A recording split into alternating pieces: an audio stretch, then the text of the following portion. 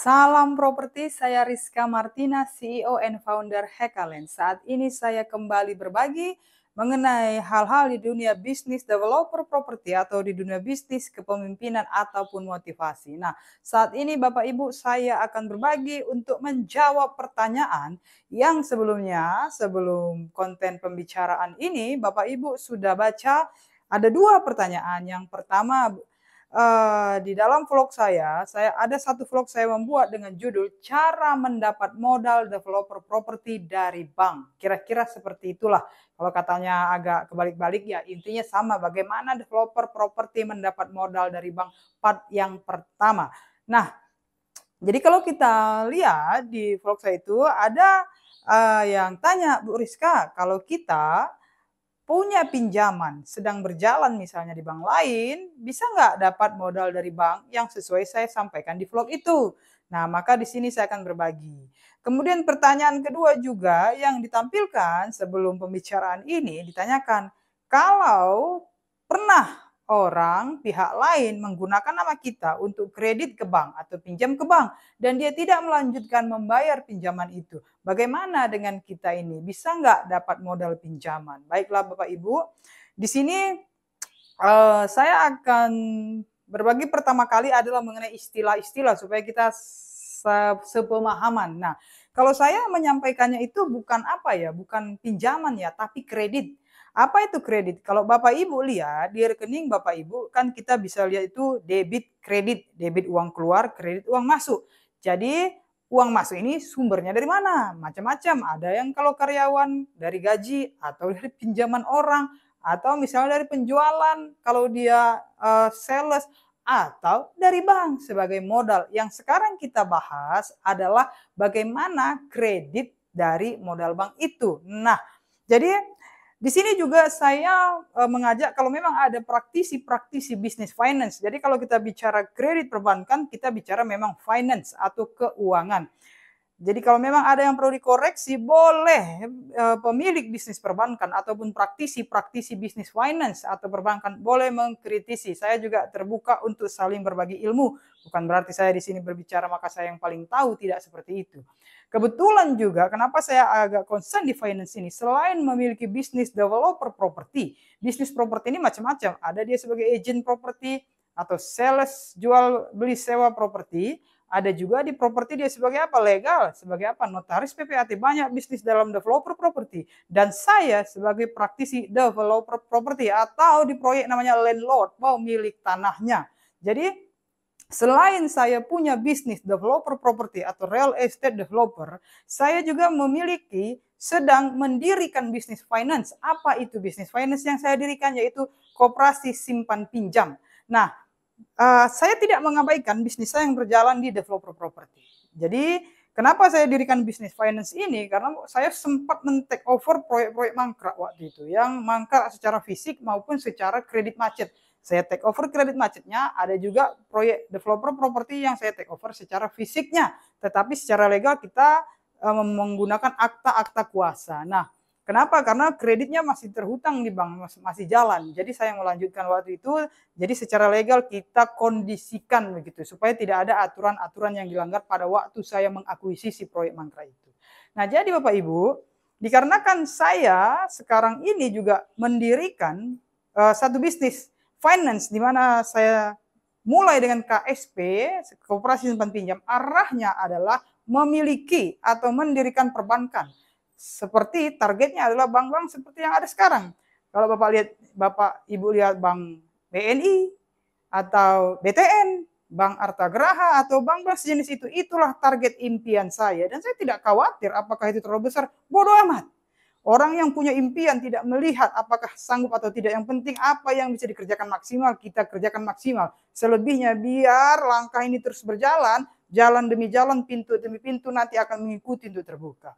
Jadi nah, Bu Rizka, kenapa sih beralih ke finance? Saya tidak beralih, tapi ekspansi bisnis. Jadi ada developer property, ada juga di sini bisnis finance. Saya pun ada bisnis lain yang sedang saya tekuni. Kalau saya memang suka bisnis, kalau ada Bapak Ibu suka bisnis, sukanya investasi, monggo-monggo aja kalau uangnya digeser ke investasi. Kalau saya memang uangnya digeser untuk bisnis, untuk real bisnis yang punya aset.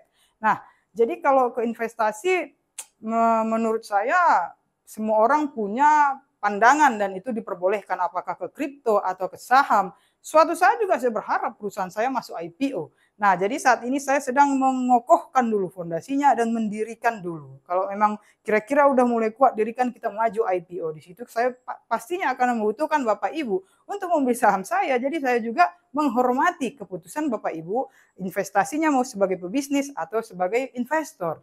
Kenapa Bu? Saya sampai saat ini tidak tertarik di bisnis kripto atau di forex atau di saham karena ya, saya punya fundamental menjalankan bisnis itu real bisnis yang punya aset. Saya melihat dengan dibukanya satu usaha, ada rekrutmen karyawan-karyawan, dan saya tahu tidak boleh bisnis ini bangkrut, kasihan mereka. Ada anak-anaknya yang harus dihidupi, ada yang yatim piatu yang bekerja. Jadi menjadi pengusaha bagi saya juga berbagi kepada orang-orang supaya mendapat pekerjaan. Nah, jadi di sini Bapak Ibu, kembali kepada topiknya tadi adalah bagaimana kalau punya pinjaman menjalankan kredit. Baiklah Bapak Ibu, koperasi simpan pinjam yang saya juga dirikan, di mana saya sebagai ketua koperasinya, koperasi ini juga memberikan pinjaman, memberikan kredit. Begitu pula simpanan, kita menerima simpanan dalam bentuk simpanan berjangka namanya kalau di koperasi, kalau di bank biasa namanya deposito. KSP ini adalah tempat saya berbenah sebelum maju ke bank. Sebelum memiliki bank, itulah harapan kita. Nah, jadi di dalam kredit itu, di dalam pemberian dana kepada para pengaju pemohon kredit, ada dua kategori kredit. Jadi yang pertama kredit produktif atau kredit konsumtif. Nah, jadi kalau kita bicara kredit produktif adalah misalnya HK membeli lahan. Di dalam cara developer properti mendapat modal part 1, saya bagikan bahwa saya kalau pembebasan lahan itu dengan bank-bank sejenis BPR. Apakah sebutannya bank non konven ya? Kalau BTN bank konven saya kurang itu. Tapi namanya para BPR ataupun BPR syariah. Itulah biasanya yang mendukung saya, bekerja sama dengan saya dalam hal pembebasan lahan. Jadi saya bebaskan lahan itu dengan bank-bank BPR ini. Kenapa? Karena Bank Indonesia melarang bank sejenis BTN dan sejenisnya mendanai developer untuk membeli lahan, kecuali untuk lahan perumahan sederhana atau lahan perumahan subsidi. Nah, jadi untuk pembebasan saya biasanya kepada BPR. Kedua, BTN itu kan sekarang aturannya baru nih. Kalau mau punya kredit dari kita harus sudah SHGB dan sudah punya IMB. Nah, kecuali yang sudah punya rating ada kebijakan khusus, itu pun ratingnya adalah rating gold dan rating platinum. Saya di Bank BTN sudah di rating gold, jadi saya pun menerima satu kebijakan khusus. Artinya apa? Artinya banyak hutang-hutang sudah saya lunasi dan sekarang pun berjalan kreditnya lancar. Nah, jadi Bapak Ibu, waktu Bapak Ibu maju ke bank untuk modal developer properti, yang pertama kali pasti dilakukan adalah slik OJK. Atau yang dulu namanya BI checking. Jadi pertama dilihat dulu BI checking-nya. Oke, oh ternyata ada kredit nih, ada pinjaman nih, dilihat dulu pinjamannya call berapa. Kedua, pinjamannya ini statusnya, sifatnya produktif atau konsumtif. Apa sih produktif konsumtif? Jadi dia seperti ini Bapak Ibu. Jadi seperti saya ini kan mau bebasin lahan misalnya, mau beli tanah. Nah tanah itu kan bagi saya kalau dia di petani itu benih. Tahu ya benih ya, biji. Kalau petani kan biji, dia cangkol, dia tanam biji itu ke dalam, dia pupuk, dia pelihara, akhirnya bertumbuh, berbuah. Akhirnya dari buahnya dia bayarlah. Misalnya buahnya ada 100, 20 dia bayar ke bank untuk membayar yang tadi dia beli biji benih itu, sisanya 80 dia makan. Kan begitu? Atau sisa 80 dia jual lagi untuk beli lagi benih-benih yang baru. Nah, jadi itu namanya kredit produktif. Uang dicairkan BPR atau BPRS atau bank kepada si pengusaha developer properti untuk menanam uang itu di tanah yang akan dia urus legalitasnya, perizinannya, manajemen proyek, semua keahliannya. Sehingga menjadi satu kawasan pemukiman, lalu dia jual lagi. Dari penjualan itulah pastinya ada profit yang tiap tahun di SPT tahunan juga dilaporkan oleh pengusaha tersebut ke pemerintah. Nah, jadi dari profit itu tadi bank masukkan uang, terlepas itu BPR, BTN, intinya uang cair dari bank. Lepaslah ke tanah itu. Untuk apa membelinya? Membebaskannya. Lalu setelah bebas, diuruslah seperti tadi petani, setelah dia tanam ya kan, dia gemburkan tanahnya, dia sirami, dia tunggu kapan panen. Begitu juga developer, ketika sudah bebas tanahnya, dia urus perizinannya, legalitasnya, manajemen konstruksinya, manajemen salesnya, sampai akhirnya penjualan berbuah. Setelah berbuah, dia kembalikanlah sebagian untuk membayar kredit tadi. Kredit sifatnya produktif. Jadi ketika dilempar kredit itu, kalau kredit itu dilempar 10, dia berbuah jadi 100 miliar. Dia tadi misalnya saya peminjaman, total kredit saya ajukan ke bank 20 miliar. Saya tahu ketika nanti profit itu masuk, profit bersihnya misalnya 20 miliar, di luar uang beli tanah pasti kembali, kan begitu. Nah, jadi saya pinjam dari bank 20 miliar, saya dapat profit misalnya 40 miliar, kembalikan ke bank 20 plus bunganya. Setelah kita kembalikan 20 miliar plus bunganya, sisanya itu untuk kita. Seperti itu kredit produktif. Nah, jadi ketika Bapak Ibu maju, dia lihat ini. Ada kredit tidak yang berjalan di slik OJK-nya, di BI checkingnya. Kemudian dia lihat kedua, oh Heka ini ada nih, tapi produktif di mana? Di Bekasi, di Tangerang, di Banten, di Bogor, di sini. Nah, semuanya bersifat produktif. Berarti sumber pengembalian benih kredit atau kredit tadi dari masing-masing lahan tadi. Jadi bank ini mendanai ini, bank ini ada sumber pengembaliannya jelas. Nah, kedua, ternyata ini bukan kredit produktif, tapi kredit konsumtif. Ternyata di BI checking itu slik OJK ada dua. Dia punya kredit produktif, dia punya kredit konsumtif. Apa itu konsumtif? Seperti tadi, kalau konsumtif, seperti tadi ada petani, kemudian dia bangun, itu udah jadi buah. Jadi waktu diambil itu dimakan, bukan dilempar, berputar, dimakan, masuk ke tubuh. Jadi apa? Jadi ya tahu ya, jadi ampas. Itu yang dibuang. Jadi pada waktu bank ini melihat ini produktif atau konsumtif. Kalau dia produktif sudah jelas itu. Oh, dia produktif untuk pengembangan kawasan, dari situ nanti uangnya. Lalu kalau ini konsumtif, dia tanya dulu nih, pengembaliannya nanti dari mana? Dengan bunga-bunganya. Oh, yang tadi saya sampaikan. Misalnya dia bisnisnya hanya developer properti, kan tadi kita pinjam 20, dapatnya 40. 20 kembalikan bunganya, misalnya bunganya 20% dari 20 miliar. Misalnya berapa tuh? Misalnya nih 20%-nya misalnya 4M, berarti 20 plus 4M masih 24 miliar. Sementara tadi profitnya 40 miliar, 40 dikurang 24. Masih ada sisa 16 miliar. Baru kita bilang ke bank, nih saya masih ada untung nih, sekian belas miliar. Memang nggak langsung dapat 16 miliarnya, tapi itulah nanti untuk mendanai kredit konsumtif tadi. Bank hitung, oh aman. Aman. Jadi itu dulu pertama Bapak Ibu. Apakah bisa Bu Rizka, kalau saya lagi berjalan kreditnya, kemudian saya mengajukan kredit untuk modal kerja developer properti? Jawabannya adalah bisa. Bapak Ibu, di dalam bank itu yang tadi saya sampaikan, sebagai saya juga pemilik usaha kredit, pemilik usaha bisnis finance, ada 5 hal untuk mencairkan kredit kepada pengaju, atau 5 hal supaya kita mau bekerja sama dengan pengaju. Saya sampaikan sedikit saja, hanya sebagian yang terkait pertanyaan saja. Yang nomor 1 adalah karakter. 5C namanya. 5 hal itu 5C. Karakter, kolateral. 3 ini ada lagi nih, tapi kan kita ini bicaranya kaitannya dengan developer saja dulu. Kalau semuanya nanti pening juga kan. Nah, jadi karakter ketika di slik OJK, BI checking, dicek ini, oh ada pinjaman. Kalau pinjamannya 10 pinjaman sekalipun, tetapi 10-nya call 1, berarti karakternya begini. Jadi kalau saya nih, ada 10 perumahan, 10 perumahannya itu 10-10-nya didanai bank. Maju lagi nih saya tambah 2 perumahan lagi. Nah, bank tahu nih kan masing-masing perumahan itu sertifikatnya beda-beda. Jadi perumahan 1 sertifikatnya ini, inilah sebagai jaminannya, sertifikat ini sebagai jaminannya. Dan jelas sumber pengembaliannya jadi dari perumahan masing-masing.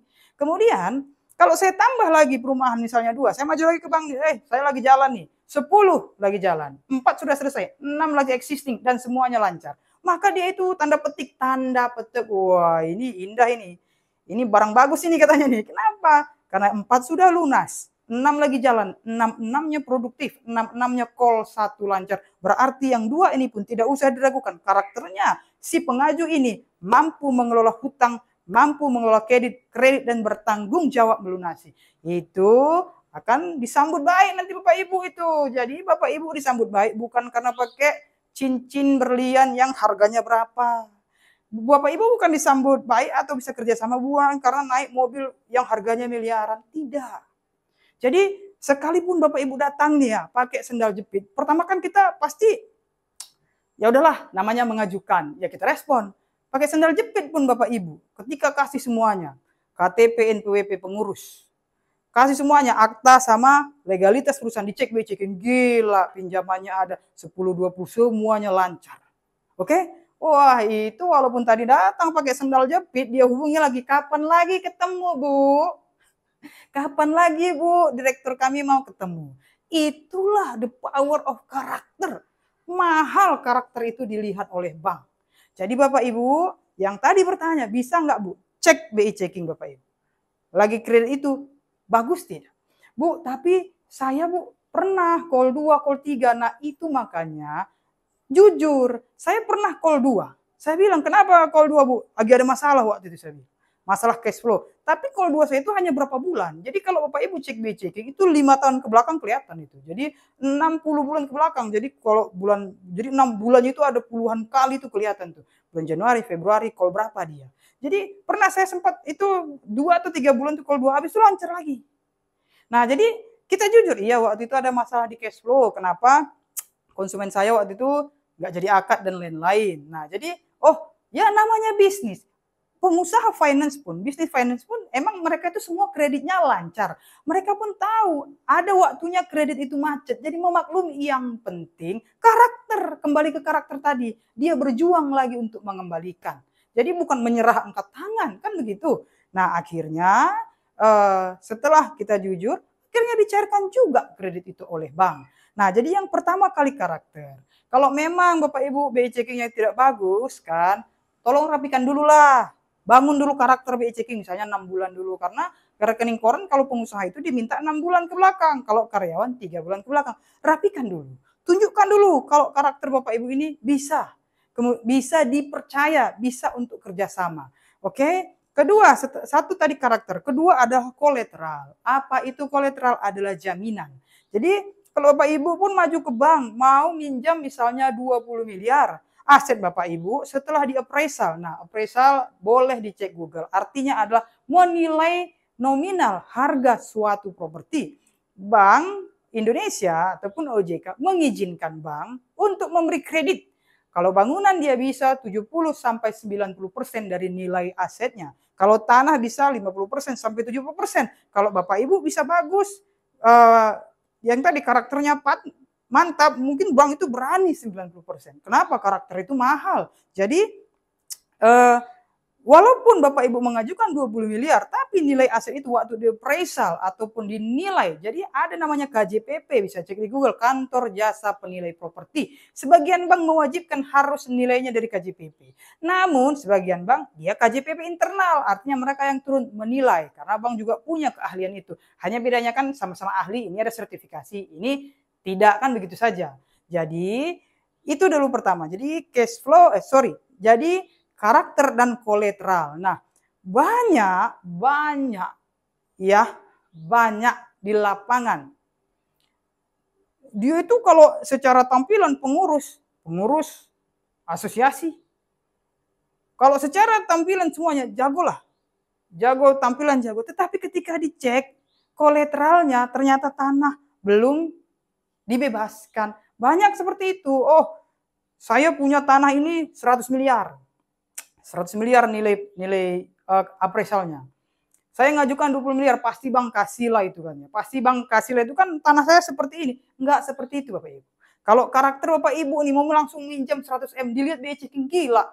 2M aja nggak pernah dilunasi. Gila, nggak punya track record minjem. Oh jantungan bank itu. Langsung dijeblok uang, langsung disetujui 100M. Jantungan itu. Kenapa 100M itu bukan uang bank? Itu uang orang deposito. Itu uang kalau dia TBK ya sudah IPO, itu uang dari saham atau obligasi atau dia beli uang dari luar negeri. Kan bank ini paham ya, beli uang itu kan biasa, beli uang dari luar negeri misalnya 4% per tahun dia jual kepada pengaju itu 15% itu kan macam-macam. Kalau BPR misalnya dia beli dari bank konven 8%, dia jual ke kita 20%. Itulah permainan bank. Nah, jadi dia nggak berani untuk memberikan kepada orang yang secara karakter tidak pengalaman. Jadi kalau misalnya Pak Ibu mau kredit awal-awal, pertama kali nggak pernah pengalaman mengelola hutang, jangan langsung tinggi-tinggi. Cari aja tanah-tanah yang 5.000 meter, 2.000, sekali aja, habis itu langsung hektaran. Nah, jadi itu Bapak Ibu. Kemudian tadi ditanya juga, Bu, ada yang nanya juga, kalau pernah dipakai namanya untuk meminjam dan dia tidak bayar lagi, itu tetap Bapak Ibu, nama Bapak Ibu yang terdeteksi. Boleh kita bilang, iya tapi itu bukan saya minjam, nggak bisa. Kenapa? Karena Bapak Ibu yang tanda tangan, bukan yang tidak membayar itu. Tetap Bapak Ibu tanda tangan di dalam dunia bisnis itu sangat sangat diperhatikan. Kalau dia berani tanda tangan, berarti dia harus bertanggung jawab apapun konsekuensinya. Jadi demikian dari saya Bapak Ibu, dan di sini juga saya sampaikan sebagai pengusaha, saya juga ini pedagang. Pedagang menjualkan, kalau tadi properti saya menjualkan rumah melalui agen properti atau sales saya. Sebagai pedagang bisnis finance saya pun menjual uang dan juga menjual uang ataupun membeli uang untuk mendapat uang. Nah, jadi apa maksudnya?